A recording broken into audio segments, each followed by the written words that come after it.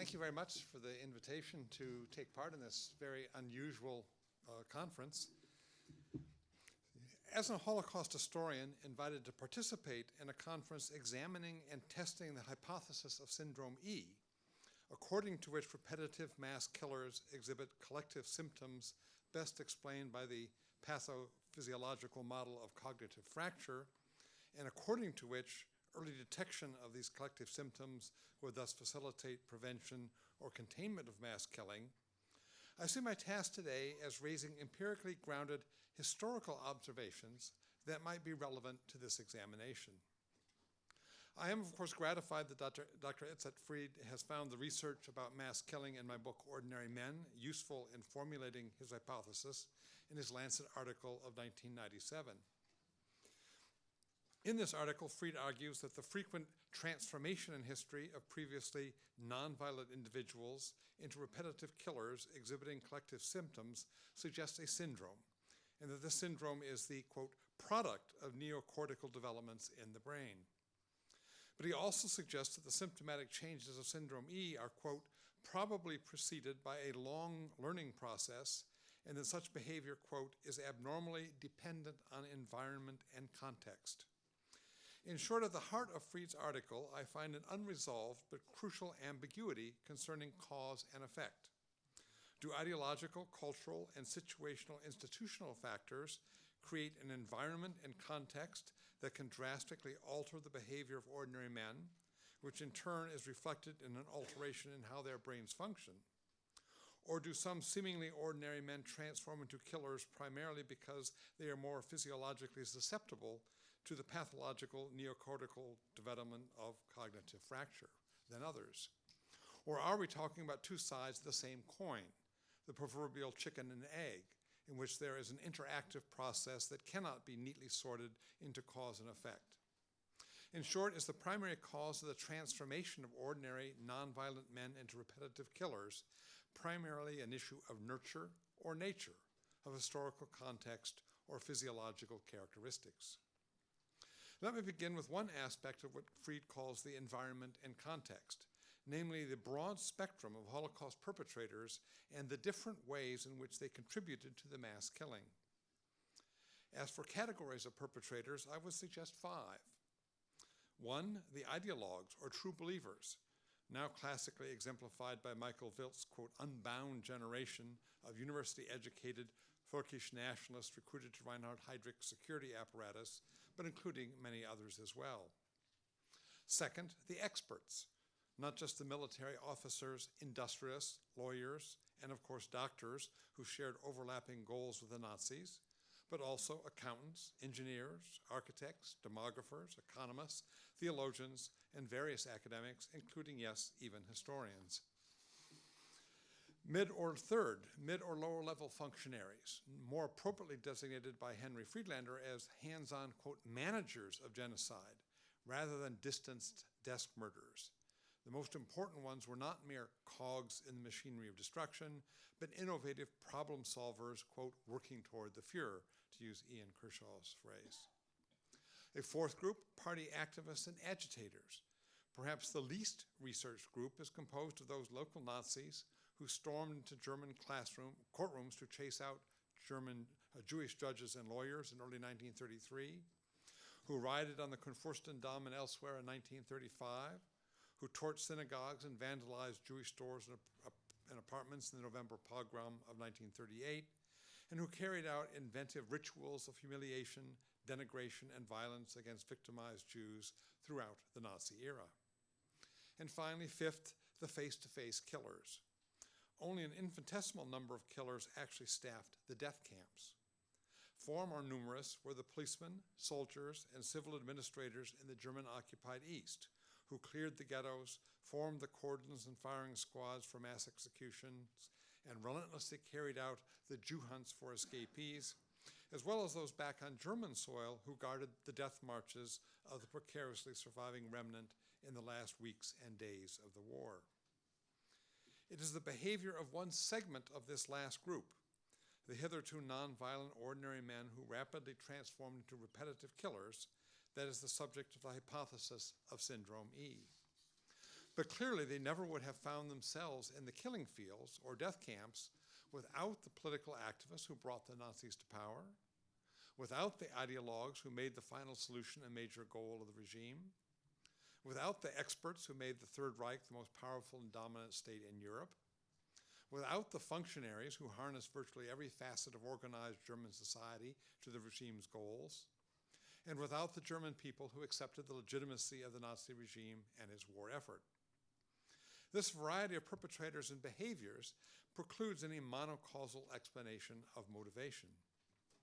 But I suggest three broad and not mutually exclusive approaches to the question of motivation: ideological, cultural, and situational institutional. Here I'm using ideology in a very narrow and literal sense of the word, namely the working out of the logic of an idea or set of ideas. Ideologically motivated action in this regard is conscious, calculated, and belief-driven. In this approach, men determine the actions they will take based upon the ideas they hold. They seek to persuade others to do likewise. Here I'm using culture to indicate those patterns of behavior, attitudes, assumptions, and values that are so ingrained in the fabric of everyday life that they are accepted as the norm. While ideology is experienced as a revelation, discovery, or conversion, culture in this regard is the milieu within which one is socialized. One does not discover or convert to one's own culture. One becomes gradually aware or conscious of it as one discovers the existence of cultures and norms that are different. By situational, organizational, and institutional factors, I am referring to those patterns and tendencies of human behavior within groups that seem to occur predictably and regularly across cultures. Pertinent examples for the topic at hand are deference to authority, conformity to peer pressure, adaptation to role expectation, ambition for wealth status and power, and the urge toward the construction of group identification through processes of inclusion and exclusion. These explanatory approaches do not operate in isolation from one another. How one understands or reads the situation one is in and responds to the organizational incentives and deterrents to which one is subjected will depend in part on the cultural baggage one carries.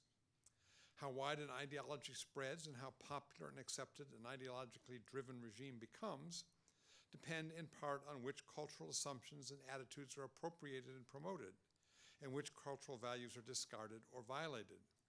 In short, how much overlap there is between ideology and culture, and the extent to which the former becomes internalized as the latter. Most scholars, I believe, would accept that Hitler and the core of ideologues in the Nazi movement were the driving force behind the persecution of the Jews that culminated in the final solution. But if Nazi ideology explains why the ideologues wanted to destroy the Jews of Europe, it does not explain how other Germans, as well as many non-German allies and collaborators, could be recruited and organized to carry out such a project. Here it is useful to turn to case studies of individual killing units and to focus on the transformation of hitherto non-violent, non-political men into repetitive killers. Such an approach will also allow us to juxtapose empirical evidence with the assumptions of Fried's Syndrome E hypothesis. Let me turn to Reserve Police Battalion 101 for two reasons. First, it is the killing unit about which I know the most. And second, my case study of that unit was important not because it was a representative killing unit, but on the contrary, precisely because it was atypical. The Einsatzgruppen were led by a cadre of carefully selected SS officers who were deemed most suitable for the duties that awaited them after the invasion of the Soviet Union and most deserving of the promotional opportunities such duties would provide. The rank and file were more diverse. Many vied for the assignment when the opportunity arose, though in some cases commanding officers in Germany submitted the names of subordinates they most wanted to be rid of. And the ranks were filled out with a wholesale assignment of units like Police Battalion 9, whose companies were simply distributed between the various Einsatzgruppen with no process of individual selection. All units were subjected to a 2-month period of intensive indoctrination and training prior to the invasion, and then passed the first month or more on Soviet territory, carrying out the selective mass murder of alleged communist and adult male Jews before transitioning to the systematic and total killing of Jewish women, children, and elderly. In short, these units were carefully selected, highly ideological, were led by carefully selected, highly ideological and politicized officers, were subjected to intensive training and indoctrination, and then experienced a period of conditioning and brutalization before they began to implement the final solution. In 1936, Heinrich Himmler obtained the position of Chief of German Police in addition to the title of Reichsführer SS. And thereafter, he strove to both Nazify and militarize the German order police. Among career policemen, the least likely profession to object to the enhanced powers that the establishment of a police state entailed, Nazification proceeded rapidly. Thus, as Germany occupied increasing areas of Europe, the German order police provided a highly Nazified source of manpower for controlling those territories. By late 1941, however, the demands on German manpower was such that the obligation to perform compulsory wartime service was expanded, and middle-aged men too old to be of interest to the German army were drafted to serve as reservists in the order police instead. Such was the origin and composition of Reserve Police Battalion 101. Assembled in the spring of 1942, it was sent to Poland in late June with virtually no period of indoctrination and training that prepared it in any way for its subsequent duties. Its commanding officer, Major Trapp, was a war veteran from the First World War, career policeman, and Nazi Party member who had advanced through the ranks but never been admitted or recruited into the SS. The rank and file were not just a random cross-section of German society, but a group skewed in significant ways. On average, they were 39 and a half years old. That is, too young to have been veterans of World War I, and too old to have been socialized in Nazi schools and youth groups. They did not grow up inside the Nazi bubble, but rather came of age in the 1920s and thus had experienced the pre-Nazi political culture and pre-Nazi moral standards of Weimar democracy. They mostly came from the city of Hamburg, known derisively by the Nazis as Red Hamburg, because it had been a city quite uncongenial to Nazi electoral success before 1933. And most of the men were unskilled workers who were drafted because they did not perform irreplaceable functions vital to the war economy. They came mostly from a working-class social milieu that had resisted the siren call of Nazism and maintained its identification with the anti-Nazi socialist and communist parties in a greater percentage than any other social milieu in Germany. In 1942, the number of Nazi Party members among the reservists was decisively below the national average of adult male Germans. In short, by age, social origin, geographical background, and political affiliation, this was a group of men least likely to become Nazi mass killers. What did these men do? 3 weeks after their arrival in Poland, they were driven to the village of Józefów, where on July 13, they executed 1,500 Jews, mostly women, children, and the elderly, after some 300 work Jews had been dispatched to a labor camp in Lublin. Before the killing began, Major Trapp, with tears streaming down his cheeks and visibly struggling to control himself, explained to the men they faced a terrible task that he never would have asked them to do on his own, but his orders came from the highest authority. He offered various rationalizations and justifications, such as noting that back home bombs were falling on German women and children, and the Jews aided the partisans. He explained the task of mass killing that lay ahead of the men, and then offered those, quote, who did not feel up to it, the chance to step out and excuse themselves, an offer that about a dozen men initially accepted, but increasingly more did so as the killing continued all day. From August into November, still operating under the principle that no one was to be compelled to shoot, the battalion participated in many ghetto-clearing actions in the Lublin district, putting their victims on trains to the Treblinka death camp, as well as several more mass shootings. Throughout the fall and the following spring, the members of the battalion engaged in countless so-called Jew hunts to locate and kill Jews who had escaped the ghettos and gone into hiding. And finally, on November 3 to 4, 1943, the battalion participated in the single largest shooting massacre of the war, when over 42,000 Jews in the labor camps of the Lublin district were killed in an operation the Nazis euphemistically dubbed the Harvest Festival. Ultimately, over a 15-month period, the 500-man Reserve Police Battalion 101 participated in the shooting deaths of over 38,000 Jews and put on the trains to Treblinka over 45,000 Jews, for a total body count of more than 83,000. Clearly, neither forced participation through coercive orders and draconic threats of punishment on the one hand, nor special selection, high Nazi Party membership, intense indoctrination and training, or prior conditioning and brutalization on the other, turned out to be either necessary or sufficient factors for explaining how and why ordinary men can be transformed into repetitive killers. What can be said about the transformation of these 500 hitherto nonviolent men of Reserve Police Battalion 101 into repetitive killers? In one account of the Holocaust in general, and in the Reserve Police Battalion in particular, I should note, there simply was no transformation to be explained. According to Daniel Goldhagen, Germany was a nation, quote, pregnant with genocide, because over centuries, virtually all Germans had been culturally imprinted with a uniquely German eliminationist anti-Semitism.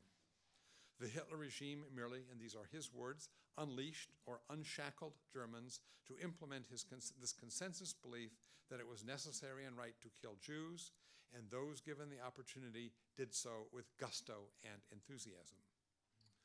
I portrayed a very different picture, arguing that despite being given the chance to opt out of direct participation in the killing and the first massacre at Józefów, most of the men did not avail themselves of this opportunity because of the power of the group dynamic within the battalion. This was shaped in part by the situational factors of conformity, deference to authority, and role adaptation, but also by the shared cultural assumptions or norms concerning the obligations of men in uniform, wartime duty, German superiority and entitlement to empire in Eastern Europe, and the status of Jews as both alien, in Helen Fein's memorable phrase, outside the community of human obligation, and part of the enemy.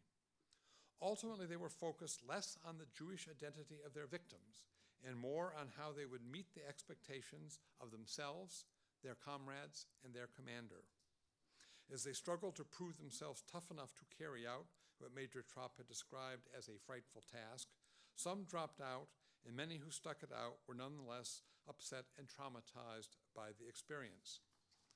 As the men were repeatedly engaged in such actions thereafter, however, a rapid and extraordinary transformation took place. As the horrific became routine, the vivid and often agonized memories of that first day at Józefów gave way to a blurred and desensitized recollections. They exhibited what Fried described as a key symptom of Syndrome E, rapid habituation. Over the next weeks and months, I argued the members of the battalion sorted into three basic groups. First, there was a significant minority of eager killers, men who learned to enjoy killing other human beings, volunteered for the opportunity, exhibited inventive cruelty, and boasted and joked about what they were doing. It was this group that demonstrated what Fried called hyperarousal and elation. The second were a plurality of men who carried out their duties efficiently, but without enthusiasm. They neither volunteered for the opportunity to kill, nor took up the major's offer to abstain from participation. It was this group, again using terms from Fried's list of symptoms, that behaved with diminished affective reactivity or flat affect rather than emotion. The third group were evaders, who took up the major's offer not to shoot, but still performed functions that facilitated the battalion's lethal task, such as cordon and guard duty at the ghetto roundups and executions. This three-way split and spectrum of behavior bears an eerie similarity to the results of Philip Zimbardo's famous prison experiment concerning the adaptation of randomly selected subjects to the role of prison guard. It does not support Fried's contention that, quote, most individuals in the group respond uniformly, though I certainly agree with him that the group environment and group contagion are central to the dynamics of killing units. How, one might ask, can Goldhagen and I, looking at the same events and consulting the same body of evidence, in this case the post-war judicial testimonies of more than 200 members of Reserve Police Battalion 101, arrive at such drastically different interpretations? How one approaches and uses the evidence is crucial. Convinced from prior research that the vast bulk of Germans were eliminationist anti-Semites, Goldhagen dismissed the testimonies of all those policemen who did not confirm his conviction as self-exculpatory and mendacious, and he invoked only those testimonies that were both highly self-incriminating and compatible with his prior assumption. This conveniently provided him with a narrow and carefully selected pool of evidence that could do no other than confirm rather than test his hypothesis about German motivation and behavior. It guaranteed, in my opinion, that he mistook the part for the whole, the eager killers for the entire battalion. I accepted that many of the testimonies I would use were partially mendacious and would whitewash the roles of the individual witnesses giving them, but that they would also convey at least some of the truth some of the time, vital information about what the battalion did and how its members behaved that would allow me to portray it in terms of complexities and shades of gray rather than black and white. Above all, allowed me to see both a spectrum of behavior and transformation over time, two aspects simply excluded from Goldhagen's account by virtue of his methodology. Fortunately, the validity of our two methodologies' interpretations, particularly concerning Goldhagen's portrayal of uniformity versus mine as a spectrum of behavior, can be put to the test by looking at another example that is not dependent upon our different uses of the admittedly problematic evidence provided by post-war perpetrator testimonies. Here I turn to the story of Oswald Rufeisen, a bilingual Polish and German-speaking Jew from Silesia, who escaped to Vilna in 1939 and then fled south into present-day Belarus in the summer of 1941. Intercepted and questioned by the German-appointed Belarusian police captain in the town of Mir, Rufeisen plausibly claimed to be of mixed Polish-German parentage, which his accent-free command of both languages made credible. The police captain took him into his house to serve as his interpreter. When a detachment of 13 German policemen, 2 non-commissioned officers and 11 reservists, arrived in Mir and set up their headquarters, the German police commander, Sergeant Reinhold Hein, commandeered Rufeisen to serve as his interpreter. Thus, the passing Jew slept in the house of the Belarusian police captain at night and lived inside the German police station as the indispensable translator to conduct local business on behalf of the German police commander by day, a situation that lasted 8 months until Rufeisen made good his escape. Rufeisen was fully capable of distinguishing between the individual German policemen. 4 of them, led by the evil Corporal Schultz, a beast in the form of the man, in Rufeisen's words, formed a cohort of eager executioners who killed, quote, without remorse or conscience. 4 other policemen, in contrast, did not take part in the killing of Jews. Rufeisen explained, and I quote, "No one seemed to bother them. No one talked about their absences. It was as if they had the right to abstain." The remaining 5 policemen who killed Jews but without enthusiasm were characterized by Rufeisen as, quote, passive executors of orders, for whom, quote, the whole business of anti-Jewish moves, the business of Jewish extermination, they considered unclean. For them, a confrontation with the partisans was a battle, a military move, but a move against the Jews was something they might have experienced as dirty. In short, according to the testimony of a Jewish survivor who had an extraordinary vantage point from which to observe the German police reservists in Mir, but no interest in exculpating them, they exhibited precisely the same 3-way differentiation, the same spectrum of behavior that I had found in Reserve Police Battalion 101 by a careful analysis of perpetrator testimony. In light of my research on Reserve Police Battalion 101, as well as other Holocaust perpetrators, where do I stand on the hypothesis of Syndrome E put forward in Itzhak Fried's 1997 Lancet article? First, I would agree that the transformation of groups of previously nonviolent individuals into repetitive killers is indeed a central issue, and many of the symptoms that he lists are supported by empirical evidence. However, some of the symptoms need to be qualified. One sign or symptom he lists is obsessive ideation, which he is, quote, often directed against a minority group, but leads to the use of metaphors such as, quote, cleansing to justify violence. This, I think, is clearly the case with those perpetrators I have characterized as ideologues, and it is also increasingly evident in those who were transformed by what they were doing. As cognitive dissonance literature demonstrates, people who find themselves engaged in disturbing and troubling activities that conflict with their prior moral beliefs are quite likely to alter their beliefs in order to remove the source of dissonance and justify their actions. Sometimes belief leads to action, but it is also the case that our actions can alter our beliefs, and we are changed by what we do.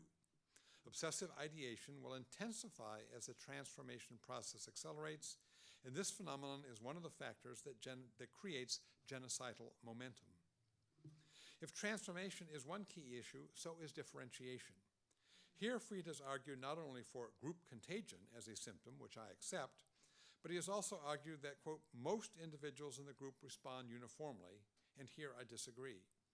What I find is that a minority of eager killers who embraced the lethal policies of the regime had an inordinate influence on the ethos and dynamic of the unit out of proportion to their numbers, while the minority of evaders, perhaps no fewer in number, left virtually no imprint at all.